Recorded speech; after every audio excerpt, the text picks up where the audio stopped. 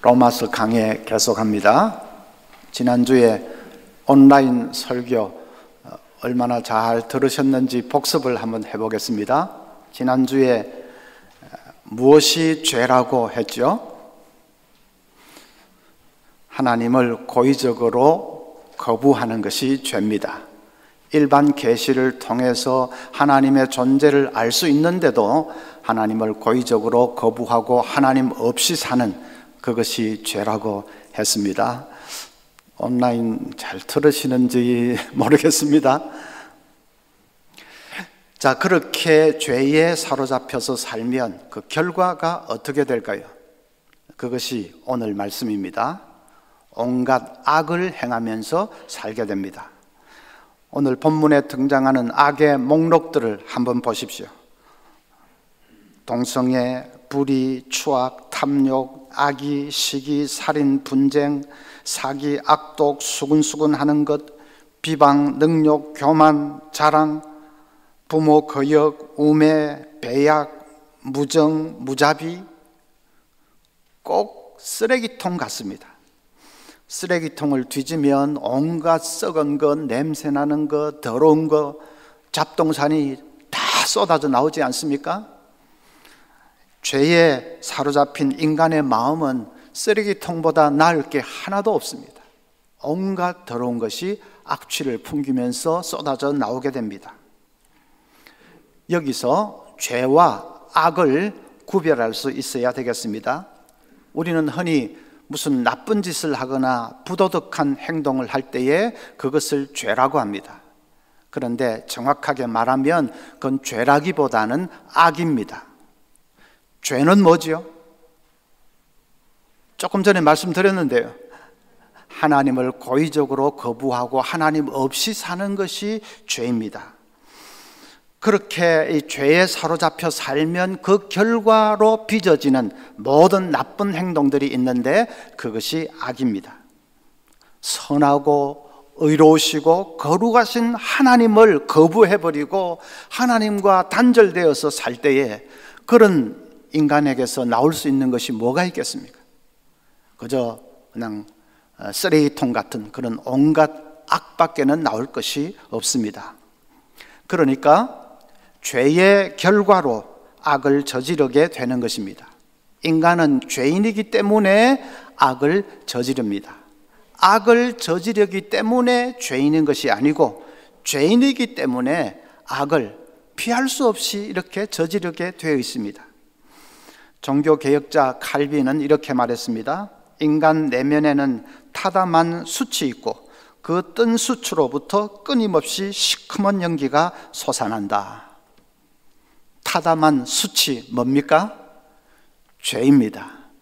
그 숯으로부터 그냥 끊임없이 솟아나는 시커먼 연기가 뭡니까? 그게 악입니다. 인간 내면에 타담한 그 뜬 숯이 도사리고 있는 한 그런 시커먼 독한 연기는 계속 뿜어 나오기 마련입니다. 자, 인간이 저지르는 악을 좀 자세히 볼까요? 26절과 27절은 동성애를 말합니다. 성경이 인간의 악을 말하면서 왜 성적인 것을 제일 먼저 말하느냐? 성범죄는 어떤 사회든지 그 사회의 타락상을 측정할 수 있는 바로미터 같은 것이기 때문입니다. 사회가 타락하면 제일 먼저 성범죄가 기승을 부립니다. 문란한 성관계, 간통, 성추행, 성폭행, 혼음, 또 무슨 동성애, 그런 온갖 성적인 범죄가 기승을 부리게 되는 것입니다. 요즘 N번방 사건, 그런 것은 오히려 빙산의 일각이죠.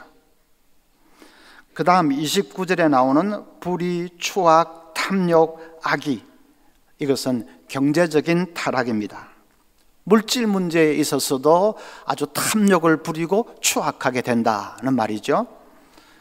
그 다음에 시기, 살인, 분쟁, 사기, 악독, 수군수군하는 것, 비방, 이것은 인간관계가 파괴된다는 말입니다. 이기심으로 가득 찬 인간은 꼭 고슴도치 같습니다. 가시를 잔뜩 돋우고는 누가 나에게 좀 해를 끼친다 싶으면 그냥 사정없이 찔러버리는 고슴도치와 같습니다. 또 능욕, 교만, 자랑, 윤리적인 타락을 말하는 것이고, 그 다음에 부모 거역, 우매, 배약, 무정, 무자비, 가정도 파괴된다는 말입니다. 한마디로 총체적인 타락입니다. 성문제, 경제문제, 인간관계의 문제, 개인 윤리의 문제, 가정의 문제, 모든 것이 무너지고 파괴된다는 것입니다. 그것이 하나님을 거부한 인간, 그래서 죄에 빠져 있는 그 인간이 피할 수 없이 마주치게 되는 결과입니다. 19세기에 접어들면서 자연주의 세계관이 대두되었습니다. 자연주의 세계관은 하나님의 존재를 부정합니다. 하나님이 인간을 창조하셨다 하는 것도 부정합니다. 모든 동식물들은 진화하는 것이고, 인간은 그 진화하는 동식물 중에 가장 상위에 있는 고등한 존재다라고 생각을 했습니다. 그래서 좀 좋은 교육과 환경만 제공이 되면 인간은 갈수록 선해지고 갈수록 더 계몽이 되어서 완전한 존재가 될 것이라고 생각했습니다. 그런 인간들이 모여 사는 이 세상은 유토피아가 될 거라고 생각을 했습니다. 그러나 20세기에 접어들면서 그런 자연주의자들의 믿음은, 희망은 산산조각이 나고 말았습니다.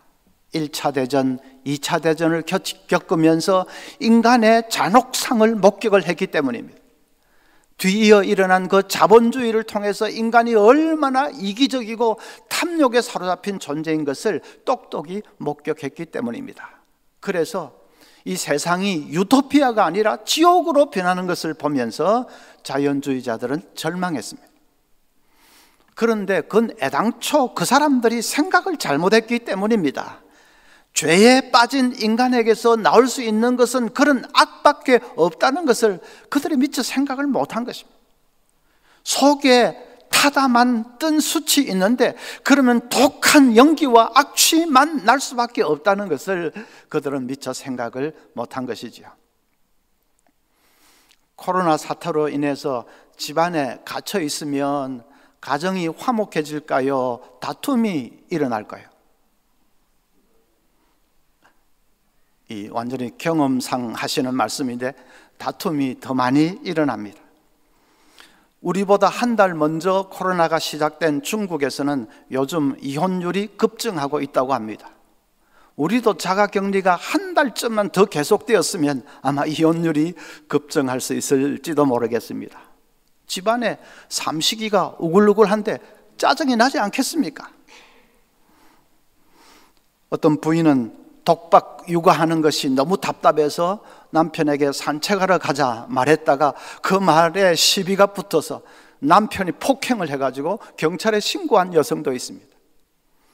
대구의 어떤 여성은 재택근무하는 남동생이 가정일에는 뭐 손도 안 대는 것을 보고서 분개해서 그냥 흉기로 찔러버렸습니다. 특수상해 혐의로 입건이 됐습니다. 요즘 대학 캠퍼스에는 수업이 없는데도 어슬렁대는 학생들이 많다고 합니다. 왜 왔느냐고 물어보면 집에 있으니까 자꾸 부모님하고 충돌이 일어나서 그래서 바람이라도 쐴 겸 나왔다고 합니다. 코로나 때문에 가정에 트러블이 생기고 파탄이 일어나고 있습니다. 코로나 블루라는 말까지 생겼습니다. 코로나 때문에 우울해지고 의욕도 없고 짜증만 나고 하는 게 코로나 블루입니다. 여러분, 코로나 때문에 사람들이 더 악해진 겁니까? 왜 가정에 문제가 생기고 파탄이 일어나고 그럽니까? 더 악해진 것이 아니라 인간은 언제나 악합니다. 그동안은 부부 간에 적당히 떨어져 있었고 부모 자식 간에 적당히 떨어져 있었기 때문에 악이 좀 제대로 드러나지 않았을 뿐입니다. 그런데 이제 삼시세끼 옆이 딱 붙어 있으니까 그 악이 있는 그대로 다 드러나는 것이지요. 지하실에 낮에는 쥐가 없습니다.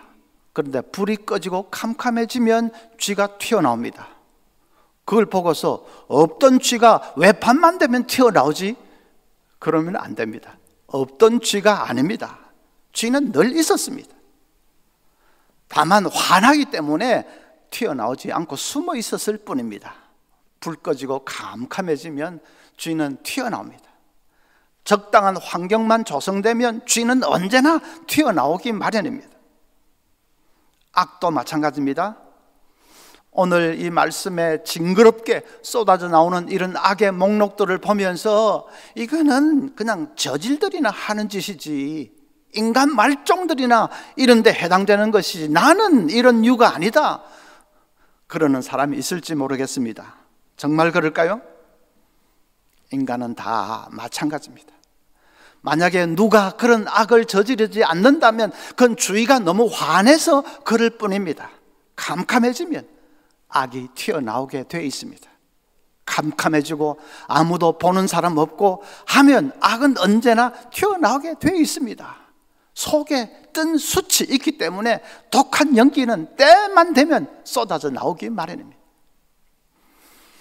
중요한 것은 하나님께서 그런 인간을 심판하신다는 것입니다. 하나님이 심판하십니다. 두 가지로 심판을 하십니다. 첫째는 악인을 내버려 두십니다. 28절에 또한 그들이 마음에 하나님 두기를 싫어하매, 이게 뭡니까? 죄지요. 하나님을 거부하고 싫어하는 이게 죄지요. 하나님께서 그들을 그 상실한 마음대로 내버려 두사 합당하지 못한 일을 하게 하셨으니, 합당하지 못한 일을 하게 한다. 뭡니까? 악을 저지르도록 그렇게 했다는 말이죠. 자, 여기 보니까 하나님이 그들을 내버려 두신다고 했습니다. 악한 길로 가도록 하나님이 그냥 내버려 두십니다. 그러니까 악인은 마음이 더욱 강팍해집니다. 악을 행하면서도 무슨 가책은 없어지고 오히려 희열을 느끼고 쾌감을 느끼고, 그래서 마음이 강팍해져 버립니다. 그렇게 내버려 두는 것이 하나님의 심판입니다. 어떤 사람은 이걸 가지고서 하나님을 원망하는 사람이 있을 겁니다. 사랑의 하나님이 악인을 왜 내버려 두느냐, 어떻게 하든지 그 돌이키도록 그렇게 해야지 왜 내버려 두시느냐 하고 하나님을 원망하는 사람이 있습니다. 원망하려고 하니까 뭐 별걸 다 가지고 원망을 하죠. 여러분, 인간은 고의적으로 하나님을 거부한다고 했습니다. 하나님을 느끼면서도, 그 알면서도 고의적으로 의도적으로 하나님을 거부합니다. 그렇게 해서 하나님을 떠나서 사는데 하나님 그거 어떻게 하겠습니까? 지난주에 그 농아 아이가 심통을 부릴 때는 그냥 부모하고 소통 안 하려고 눈을 딱 감아버린다고 했습니다. 그럴 때 부모가 그래도 어떻게든지 소통을 해야지 하고 그 아이 눈을 갖다 억지로 이렇게 막 띄우면 그게 문제가 해결이 되겠습니까? 억지로 막 눈을 이렇게 띄웠을지는 모르지만 아이는 마음이 더 그냥 비뚤어질 것입니다. 더 대어들고 반항하고 그렇게 하겠죠? 마찬가지입니다. 하나님이 그냥 억지로 매를 치든지 시련을 주든지 해서 악인을 돌이키려고 해볼 수는 있지만, 그런다고 악인이 달라지겠습니까? 오히려 마음이 더 강팍해지고 한번 해보자고 달려들 것입니다. 그래서 하나님께서 그냥 내버려 두시는 것입니다. 어쩔 수 없어서 하나님이 내버려 두시는 것입니다. 그래서 내버려 두는 이것은 소극적인 심판이라고 할 수 있습니다. 하나님 뭐 적극적으로 심판한다기보다 하나님도 어쩔 수 없어서 그냥 내버려 두는 것이니까 소극적인 심판이라고 할 수 있습니다.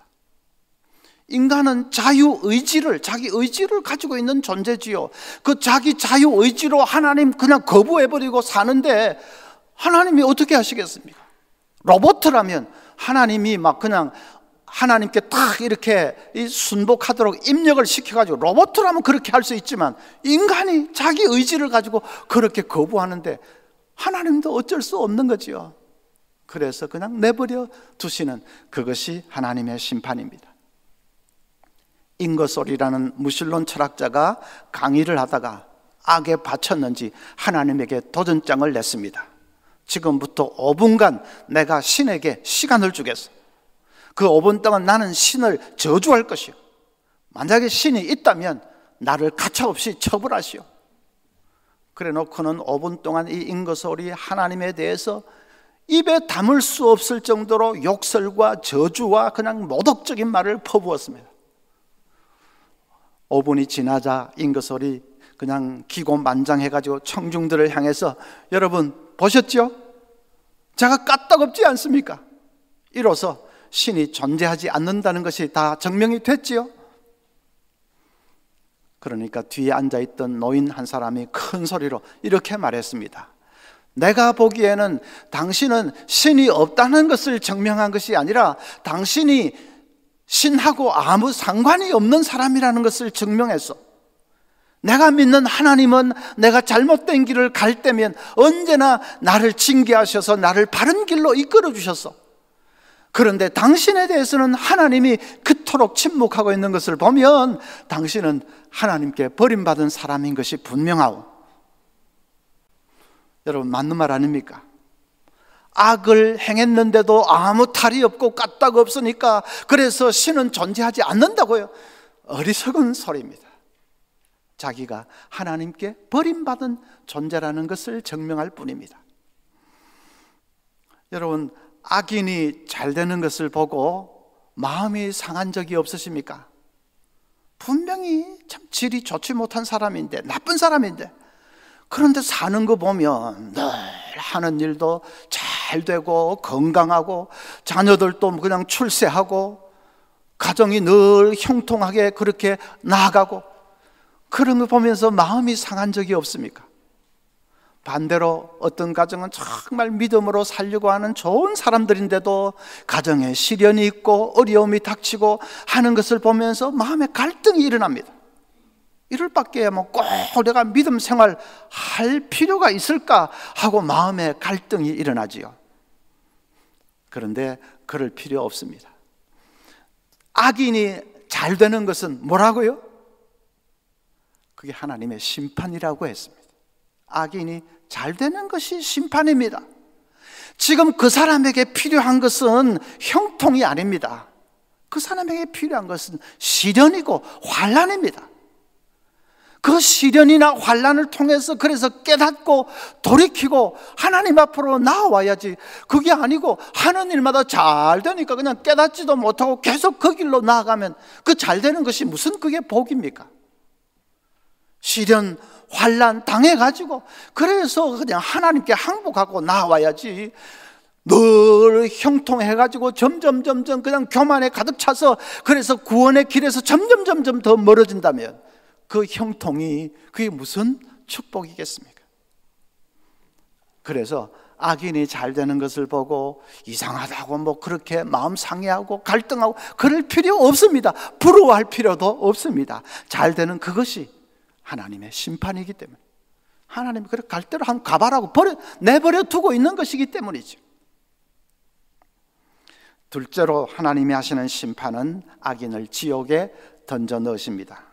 32절 보면 그들이 이 같은 일을 행하는 자는 사형에 해당한다고 하나님께서 정하심을 알고도 자기들만 행할 뿐 아니라 또한 그런 일을 행하는 자들을 옳다 하느니라. 여기 사형에 해당한다고 정하셨다 하는 말은 이 땅에서 하나님이 사형을 시킨다 그런 말이 아닙니다. 하나님이 지옥에 던지신다 하는 말입니다. 장차 지옥의 심판을 받게 하신다 그런 뜻입니다. 지옥 하면 알레르기 반응을 보이는 사람들이 많습니다. 하나님이 사랑의 하나님이라고 하면서 지옥을 왜 만드셨어? 하고 알레르기 반응을 보입니다. 기독교에 대해서 안티한 사람들이 제일 많이 공격하는 것이 지옥 교리에 대해서입니다.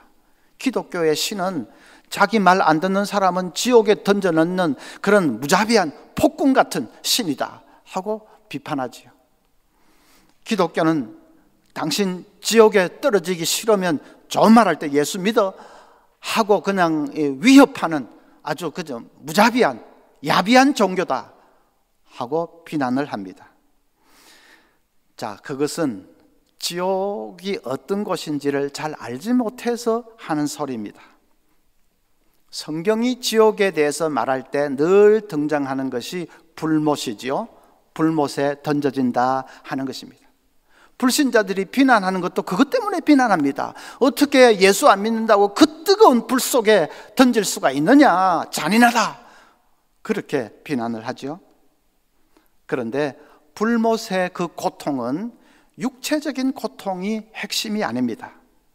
만약에 육체적으로 뜨거운 것이 그것이 문제라면 저는 그것은 시간이 지나면 완화될 수 있다고 생각합니다. 아무리 뜨거워도 그래도 계속 그렇게 시간이 흘러가면 점점 면역성이 생기지 않겠습니까?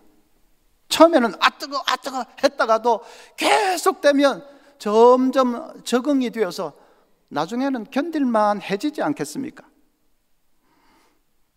불은 육체적으로 뜨겁다 고통, 그것이 핵심이 아닙니다. 인간의 인격이 해체되고 소멸된다는 뜻입니다.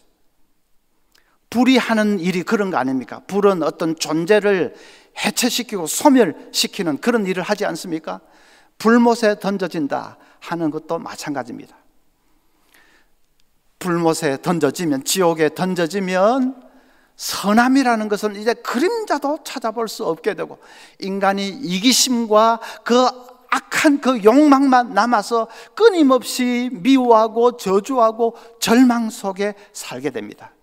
그러면서 하나님이 지으신 그 창조하신 그 인격의 그 존재는, 인격은 완전히 해체되고 파멸되고 소멸됩니다. 그렇게 되는 것을 불못에 던져진다라고 이미지화해서 표현한 것입니다. 물론 진짜로 불못에 던져집니다. 그러나 그 고통은 육체의 뜨거운 고통도 있지만 그것이 핵심이 아니고 하나님이 지으신 그 인격이 해체되고 소멸되어서 영원히 미움과 저주와 절망 속에 살게 되는 그것이 핵심이죠. 예를 들면 어떤 부부는 그냥 죽으라고 서로 미워하고 싸우고 서로를 저주합니다. 밤마다 고성과 포근이 난무하고 그냥 분을 참지 못하고 가구를 때려 부수고 막 그렇게 합니다. 사는 게 아니죠. 그런데 아무리 그렇게 살더라도 그게 끝날 때가 있습니다. 이혼을 하면 끝나겠죠. 아니면 한쪽이 죽으면 끝나겠죠. 그래가지고 끝날 때가 있어야지. 그 끝나지 않고 영원히 그렇게 계속됐다면 어떻게 되겠습니까? 제가 옛날에 유학할 때 한국이 그리워서, 그래서 조금 시간 있을 때 한국 드라마 그 비디오 빌려와서 본 적이 있습니다. 그런데 가정의 갈등을, 부부간의 갈등을 그린 드라마인데 그냥 막 싸우고 포근하고 머리 쥐뜯고 울고 불고 저주하고 복수하고 막 이렇게 하는데 제가 머리가 아파서 죽을 뻔했습니다. 공부 스트레스 좀 풀려고 그 비디오 봤다가 막 스트레스만 엄청 더 쌓이고 진짜 막 남의 가정인데도 그냥 리얼하게 그걸 하니까 막 머리가 빠개질 것 같고, 그래서 몇 번 보다 그냥 때려쳐 버렸습니다. 30년 전 비디오인데도 그 제목도 아직도 기억납니다. 결혼이라는 드라마 제목이었는데, 그런데 정말 다행인 것은 그런 가정도 그 싸움도 끝날 때가 있다는, 그거 정말 다행이죠. 이혼을 해버리면 뭐 상처는 오래 좀 가겠지만 그래도 하여튼 끝나는 거 아닙니까? 아니면 한쪽이 죽으면 끝납니다. 그게 만약 끝나지 않고 그 고통과 절망이 영원히 계속된다면 사람이 어떻게 되겠습니까? 생각만 해도 그냥 소름이 끼치지 않습니까? 그것이 영원히 계속되는 곳이 있습니다. 그곳이 지옥입니다. 죽지도 않고 그냥 영원히 그 저주와 미움과 절망과 고통이 계속되는 것이, 그것이 지옥입니다. 우리가 이 땅에서 당하는 고통은 뭐 부부간의 문제 그런 것뿐만은 아니지요. 어떤 사람은 그냥 이 끝이 없는 욕망 때문에 고통을 당하는 사람도 있습니다. 돈에 대한 욕망, 명예에 대한 욕망, 성공에 대한 욕망, 그 욕망 때문에 가슴을 치면서 사는 사람도 있습니다. 어떤 사람은 그 마음에 독한 시기심, 질투 때문에 마음의 평안을 다 잃어버리고 그냥 스스로 불행의 덫에 빠져서 사는 사람도 있습니다. 어떤 사람은 그냥 근심 걱정이 너무 심해서 잠을 이루지 못하고 그냥 그 근심에 짓눌려 신음하면서 사는 사람도 있습니다. 다행인 것은 그런 모든 욕망과 고통과 근심, 이 땅에서는 끝날 때가 있다는 것이 다행입니다. 죽으면 끝나겠죠. 그래서 일찌감치 자살해버리는 사람도 있습니다. 그런데 그게 끝나지 않는 것이 그게 지옥입니다. 자살할 수도 없고 끝나지 않는 것이 지옥입니다. 누가복음 16장에 예수님께서 그 지옥의 참상을 살짝 보여주신 말씀이 있습니다. 부자와 거지 나사로 비유 있죠. 부자가 지옥에 떨어졌습니다. 그 부자의 그 생각이나 말이나 이걸 한번 잘 보십시오. 지옥에 떨어져서 부자와 이 나사로가 이제 이 땅에서하고는 입장이 완전히 바뀌었는데도 부자는 그걸 전혀 의식을 못하고 있습니다. 나사로를 여전히 종처럼 여기면서 왜 빨리 물을 내 목에 죽여주지 않느냐고 불평을 합니다. 하나님이 왜 저 지상에 있는 내 형제들에게 그냥 그 이 내세간 정보를 왜 알려주지 않느냐고 하나님을 향해서도 불평을 합니다. 그러면서 자기를 이 지옥에서 꺼내서 하나님 계신 곳으로 좀 그렇게 가게 해달라는 말은 입 밖에도 내지 않습니다. 여전히 하나님을 거부하고 하나님 없이 살려고 하는 마음이 여전히 강팍하게 충만한 것입니다. 지옥에서 좀 꺼내어 당신이 있는 곳에 있게 하소서, 그 말은 하지 않습니다. 부자는 철저하게 영적인 무지와 불평과 원망에 가득 차 있는 것을 보게 됩니다. 그게 지옥이니까 그럴 수밖에 없는 것이죠. 그러니까 지옥은 전혀 새로운 곳은 아닙니다. 우리가 이 땅에서 고통과 절망과 저주를 경험한다면 그건 지옥의 고통을 맛보고 있는 것입니다. 미리 맛보고 있는 것이죠. 지옥에 가면 그 고통이 말할 수 없이 강도가 더 세지고 그리고 영원히 계속된다 하는 그 차이일 뿐입니다. 단테가 쓴 신라권, 거기 지옥편을 보면 지옥 입구에는 이런 팻말이 걸려 있다고 합니다. 이곳에 들어오는 자는 모든 희망을 버리라. 한번 생각을 좀 해보시죠. 무서운 말입니다. 우리가 아무리 고통과 절망, 미움 속에 살더라도 그래도 그게 언젠가는 끝날 수 있다는 희망이 있으면 그 견딜 수 있습니다. 그런데 그 희망이 없을 때, 끝난다는 희망이 없을 때 그건 상상하기도 싫은 거 아닙니까? 지옥이 그렇습니다. 자, 그러니까 여러분 이제 요약입니다. 불신자들이 사랑의 하나님이 지옥을 왜 만들어 놨어? 비난을 하면 어떻게 답해야 됩니까? 예수 안 믿는다고 지옥에 던져 넣을 수 있어? 그 무자비하게 그렇게 우리를 비난을 하면 어떻게 답해야 됩니까? 당신이 하나님을 거부했기 때문에 미움과 저주와 절망 속에 사는 것은 어쩔 수 없는 것이고 지옥에 가면 그것이 영원히 계속되는 것일 뿐이다. 그렇게 말해야죠.